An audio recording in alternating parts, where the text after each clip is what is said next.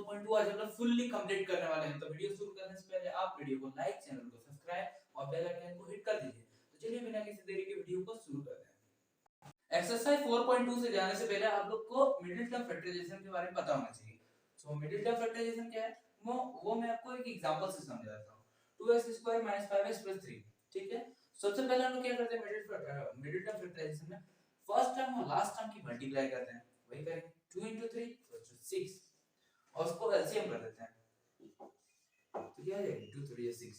अब 2 + 3 करके हमको 2 प्लस या माइनस करके हम लोग को -5 लाना है, ठीक है। तो अगर मैं -2 और -3 कर दूं तो -5 आ जाएगा, ठीक है। सो 2x² - 2x - 3x + 3, ठीक है।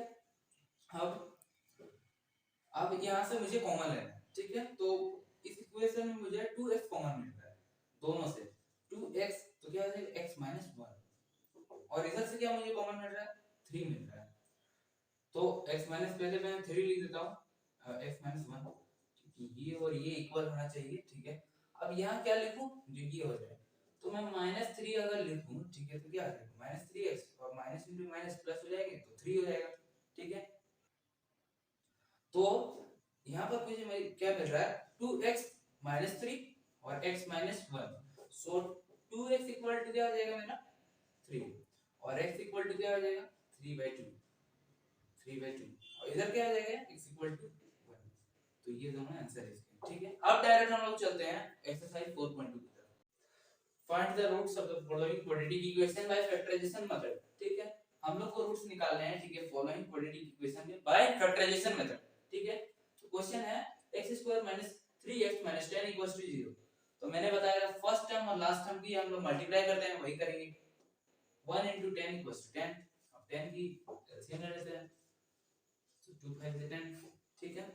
अब इसको और इसको प्लस या माइनस करके मुझे -3 लाना है। तो अगर मैं -5 और +2 करूं तो आ जाएगा। तो वही करते हैं x² - 5x + 2x - 10 = 0, ठीक है। अब चलो कॉमन ले लेते हैं x और यहाँ आ जाएगा x - 5 और यहाँ आ जाएगा +2 और यहाँ x - 5 = 0। सो यहाँ x + 2 और यहाँ x - 5 = 0 = 0। सो x = कितना हो जाएगा मेरा -2 और यहाँ x = 5। बहुत ही इजी क्वेश्चन था, ठीक है। चलिए नेक्स्ट क्वेश्चन की तरफ बढ़ते हैं। क्वेश्चन नंबर 2 और 3 आप कर लेना। चलिए बढ़ते हैं हम लोग क्वेश्चन नंबर 4 की तरफ, ठीक है। सो क्वेश्चन नंबर 4, अगर मैं ये यहाँ पर कुछ नहीं मतलब 1 है और यहाँ पर भी कुछ नहीं, यहाँ पर मतलब 1 है, ठीक है। ये डिवाइड में तो मुझे क्या लेना है एलसीएम लेना है। तो चलिए अगर मैं तीनों का एलसीएम लूं तो यहाँ 8 हो जाएगा। अब यहाँ 1 * 8 8 * 16 16x², ठीक है। अब मैं यहाँ से हटा लेता हूँ इसे, ठीक है, कुछ नहीं मतलब 1 ही होता है।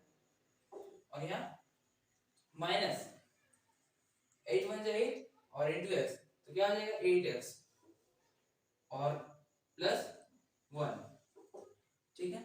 8 * 1 = 1 और 1 * 1 = 1, ठीक है, = 0, ठीक है। अब अगर 8 इधर जाएगा, ठीक है, यहाँ पर तो मल्टीप्लाई हो जाएगा फिर, ठीक है। 8 अगर इधर गया तो 0 * 8 = क्या होता है 0 होता है। तो मैं यहाँ से हटा देता हूँ इसे, ठीक है। 16x² - 8x + 1 = 0। अब फर्स्ट टर्म और लास्ट टर्म की हम लोग मल्टीप्लाई करते हैं, फिर इसको एलसीएम ले लेते हैं। सो 16 * 1 = 16, फिर 16 को एलसीएम ले लो। 2 * 8 = 16, 2 * 4 = 8, 2 * 2 = 4। तो 2 * 2 = 4 और यहाँ पर भी 2 * 2 = 4। अगर मैं -4 कर तो -8 आ जाएगा, ठीक है। वही करते हैं 16x² - 4x + 1 = 0। अब चलो इसे कॉमन ले लेते हैं। इससे मुझे 4 कॉमन मिल रहा है, 4x कॉमन मिल रहा है, तो 4x - 1, ठीक है। और इधर क्या हो जाएगा, इधर मुझे कुछ नहीं कॉमन मिल रहा है तो मैं 1 ले लेता हूँ, ठीक है। -1 4x - 1, ठीक है। तो ये -1 * -1 = +1, ठीक है, इक्वल्स टू 0। अब ये 4x माइनस 1 और इधर भी 4x माइनस 1 इक्वल्स टू 0, तो क्या हो जाएगा 4x इक्वल्स टू 1 और यहाँ पर भी 4x इक्वल्स टू 1 और x इक्वल्स टू क्या हो जाएगा 1/4 और यहाँ पर भी x इक्वल्स टू क्या हो जाएगा 1/4। ठीक है, इसी के साथ ये भी क्वेश्चन का आंसर आ चुका है। ठीक है, अब हम लोग बढ़ते हैं नेक्स्ट क्वेश्चन की तरफ, क्वेश्चन नंबर 2। चलिए अब हम लोग क्वेश्चन नंबर 3 की तरफ चलते हैं। Question number 3 says that find two numbers whose sum is 27 and product is 182। हम लोग को दो नंबर फाइंड करने हैं जिसका की सम हो 27 और उसका प्रोडक्ट हो 182। तो चलिए वो नंबर ढूंढते हैं। तो हम लोग मान लेते हैं कि पहला नंबर जो है, let first number be x। अगर मैंने पहला x माना तो दूसरा क्या रहेगा, दूसरा मुझे पता नहीं। ठीक है, ये मुझे पता नहीं, इक्वल्स टू 27। तो जो मुझे पता नहीं है वो कितना हो जाएगा 27 माइनस x। हो गया कि नहीं, हो गया। ठीक है, तो let second number be 27 minus x। ठीक है, तो अब ये फर्स्ट हो गया, ये सेकंड हो गया। अब क्या बोला, इन दोनों का प्रोडक्ट कितना है 182। तो चलिए इन दोनों का प्रोडक्ट कर देते हैं, x into 27 minus x equals to 182। तो x into 27 कितना हो जाएगा 27x minus x square equals to 182। सो अब चलिए इसको फॉर्म में लिख देता है, minus x square plus 27x और ये इक्वल्स टू उधर है, इधर आके माइनस हो जाएगा तो माइनस 182 इक्वल्स टू 0। ठीक है, अब यहाँ पर क्या है, ये फर्स्ट माइनस में अगर मैं चाहूँ तो माइनस को हटा सकता हूँ। कैसे हटा सकता हूँ, पूरे को अगर मैं माइनस से मल्टीप्लाई कर दूं तो ये हो जाएगा x स्क्वायर माइनस 27x और ये प्लस 182 इक्वल्स टू 0। ठीक है, अब पहला और लास्ट टर्म का मुझे मल्टीप्लाई करना है। सो 182 इक्वल्स टू 182, इसका एलसीएम 2 9 18 2 और 13 7 91। ठीक है, अगर मुझे ये चाहिए 7 2 14, तो अगर मैं माइनस 14x और माइनस 13x करूं तो माइनस 27x हो जाएगा। ठीक है, तो वही करते चलिए, x square minus 14x minus 13x plus 182 equals to 0। अब चलिए कॉमन ढूंढते हैं। कॉमन क्या है, इसमें मुझे x माइनस 14 और इसमें क्या मिल रहा है मुझे कॉमन, x माइनस 14 तो रहेगा ही। ठीक है, लेकिन इसमें कॉमन मुझे मिलेगा 30। ये ट्रिक है, यहाँ जो रहेगा यहाँ रहेगा ही। ठीक है, जब क्वेश्चन में दे दिया है आपको लिख ही देना है, उसके बाद आप ढूंढिए ना। ठीक है, तो माइनस 13 मुझे मिल गया equals to 0। x equals to तो क्या हो जाएगा 14 हो जाएगा, मैं डायरेक्ट लिख रहा हूँ और यहाँ पर x इक्वल्स टू क्या हो जाएगा 13 हो जाएगा। ठीक है, यहाँ x माइनस 13 था तो ये इक्वल्स टू को उधर हो जाएगा तो x इक्वल्स टू 13 हो जाएगा। इसी के साथ हमारा क्वेश्चन नंबर 3 खत्म हुआ। अब चलते हैं नेक्स्ट क्वेश्चन की तरफ। चलिए आपके लिए नेक्स्ट क्वेश्चन आ गया, find the consecutive positive integers sum of whose square is 365। तो अगर मैं मान लो पहला वाला consecutive स्क्वायर है, ठीक है, लेट अगर मैं पहला वाला जो मुझे निकालना है, ठीक है, मैं उसी को x मान लेता हूं। लेट फर्स्ट consecutive, मैं अरे लिखने वाला काम आप ही कर देना। ठीक है, consecutive है, यहाँ पर मैं ये दे देता हूँ पॉजिटिव इंटीजर b x। ये x है तो दूसरा क्या हो जाएगा x प्लस 1, एक के बाद एक के बाद एक के बाद, यही होता है कॉन्जिक्यूटिव। ठीक है, तो x प्लस 1 हो जाएगा दूसरा वाला। ठीक है, तो सेकंड b x प्लस 1। ठीक है, अब इन दोनों के सम ऑफ स्क्वायर्स इज 365, यानी कि x के स्क्वायर और x प्लस 1 के स्क्वायर कितना है 365। तो चलो वो कर देते हैं।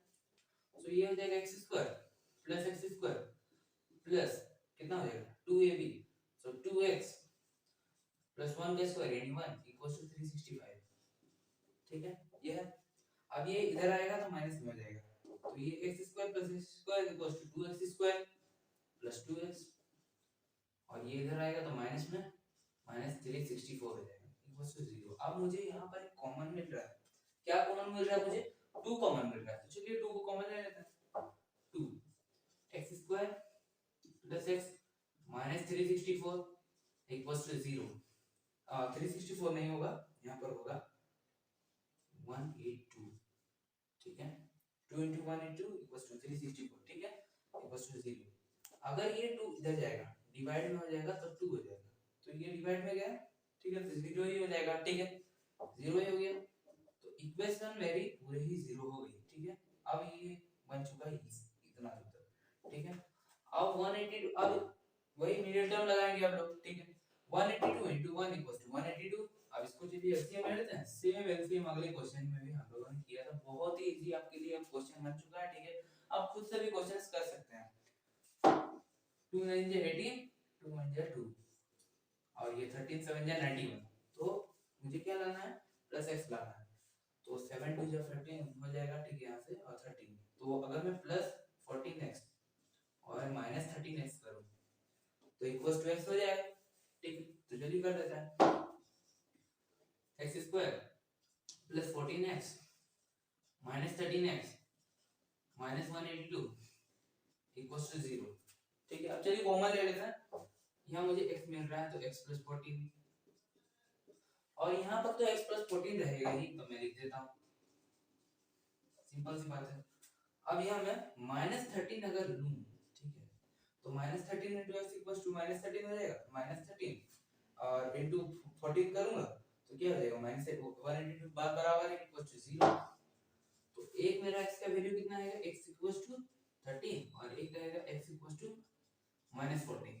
इसी के साथ ये भी क्वेश्चन आपका समाप्त हो चुका है। चलिए नेक्स्ट क्वेश्चन की तरफ चलते हैं, उसके बाद ये वीडियो बंद कर देंगे। चलिए अब नेक्स्ट क्वेश्चन की तरफ बढ़ते हैं। Question number 5 says the altitude of the right triangles is 7 cm less its base if the hypotenuse is 13 cm, find its other side। तो यहाँ पर मुझे क्वेश्चन में क्या-क्या मिल रहा है पहले वो लिख लो, ठीक है। मुझे क्या मिल रहा है, altitude of the right triangle, यानी कि इस क्वेश्चन में राइट ट्रायंगल की बात कर रहे हैं, तो राइट ट्रायंगल चलो इस बना ही लेते हैं। जो मिल रहा है ना क्वेश्चन में वही लिख लो, वही एक ट्रिक है मैथ के लिए। चलो ठीक है, मैंने लिख लिया राइट ट्रायंगल, इसमें एक परपेंडिकुलर तो होगा ही। अब एल्टीट्यूड जो होता है वही तो परपेंडिकुलर होता है, वो क्या है, 7 सेंटीमीटर लेस इट्स बेस, तो 7 माइनस x क्यों, बेस तो मुझे पता नहीं है, तो लेट कर लेते हैं, लेट बेस बी x, मुझे पता नहीं इसीलिए मैंने x किया, तो बेस क्या हो जाएगा, x हो जाएगा। if the hypotenuse is 13 cm, hypotenuse दिया है मुझे 13 cm, चलो उसे लिख देते हैं 13, मैंने यहाँ लिख दी, कुछ नहीं लिखना। अब मुझे क्या करना है friends, find this other sides. अब कैसे दिमाग लगाऊं मैं, कैसे निकालूं, कैसे निकालूं, पाइथागोरस थ्योरम लगाओ भाई, निकल जाएगा। क्या होता है पाइथागोरस थ्योरम, p स्क्वायर यानी कि परपेंडिकुलर का स्क्वायर बेस का स्क्वायर इक्वल्स टू हाइपोटेनस का स्क्वायर। तो परपेंडिकुलर का स्क्वायर क्या हो जाएगा, 7 माइनस x का होल स्क्वायर प्लस बेस का स्क्वायर यानी कि x का स्क्वायर इक्वल्स टू हाइपोटेनस यानी कि 13 का होल स्क्वायर। चलो अब इसे खोल देते हैं। 7 का स्क्वायर क्या हो जाएगा, यानी कि a स्क्वायर 14 है माइनस 2 इनटू ab यानी कि 14x और ये b स्क्वायर लास्ट में, तो b square minus x into minus x कितना हो जाता है, प्लस x स्क्वायर, और यहाँ पर भी प्लस x स्क्वायर, इसे मैंने बोला था इक्वल्स टू 169, 13 का स्क्वायर होता है 169, ठीक है। अब ये 2x स्क्वायर, चलो इसको असली फॉर्म में लिख दीजिए, a square plus bx plus c equals to 0, तो 2x स्क्वायर माइनस 14x और ये इधर आके माइनस हो जाएगा और यहाँ तो माइनस 120 इक्वल्स टू 0। अब इसमें मुझे कॉमन मिल रहा है, ठीक है, सो कॉमन मैं यहाँ लिख देता हूँ, ठीक है। तो क्या हो रहा है, मुझे कॉमन क्या मिल रहा है, 2 कॉमन मिल रहा है, so 2x square minus 7x minus 16 equals to 0, ठीक है। अब ये 2 है इधर रहते हैं क्या हो जाएगा, डिवाइड में हो जाएगा यानी कि 0 ही हो जाएगा, ठीक है। अब इस फॉर्म को यहाँ पर लिख देता हूँ, मतलब ये रखने देता है, ठीक है। अब ये सही है, मैंने ये सही लिखा है, ठीक है, इधर ठीक है। अब 16 into 1 इक्वल्स टू 60 हो जाता है, ठीक है। चलो 60 को एलसीएम कर देते हैं, मिडिल टर्म में लगा रहा हूँ, ठीक है। 2 into 30 into 215 into 3 into 5, सो x square minus 7x minus 60 है, ठीक है। तो अब मैं इसको मिडिल टर्म कर रहा हूँ, ठीक है।